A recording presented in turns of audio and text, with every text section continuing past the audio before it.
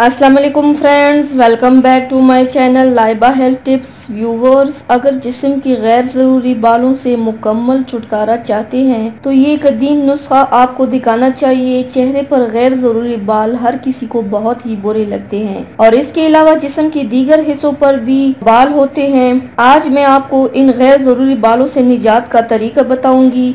ये तरीका इलाज कदीम रूसी रिवायात में भी बहुत मशहूर है। तो चलिए शुरू करते हैं, पर इसके पहले प्लीज मेरे चैनल को सब्सक्राइब कर लीजिए और बेल आइकन को दबाइए एवरी लेटेस्ट ब्यूटी अपडेट को सबसे पहले पाने के लिए। अखरोट के छिलकों को सुखाकर अच्छी तरह जला लें और इस राख को पानी में मिलाकर एक पेस्ट की सूरत बना लें। अब इस महलूल को 12 घंटे तक पड़ा रहने दें और फिर रुई के जरिए इसे उस जगह पर लगाएं जहां के बाल खत्म करना मकसूद हो।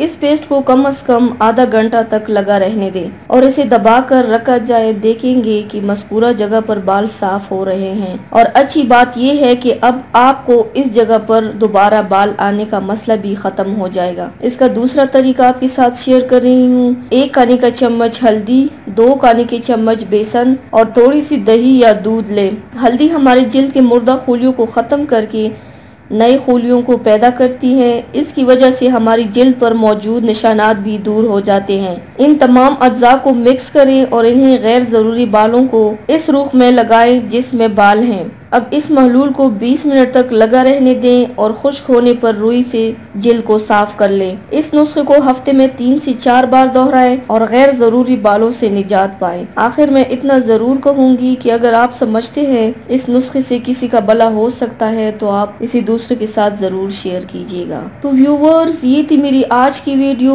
उम्मीद करती हूँ आप सबको पसंद आई होगी। मेरी वीडियो को लाइक और शेयर ज़रूर कीजिएगा। मुझे फीडबैक ज़रूर दीजिएगा। मेरे चैनल को सब्सक्राइब करना मत भूलिएगा। अपना बहुत ज़्यादा ख्याल रखिएगा। मुझे दुआओं में याद रखिएगा। कल मिलते हैं एक नई वीडियो के साथ। अल्लाह हाफिज़।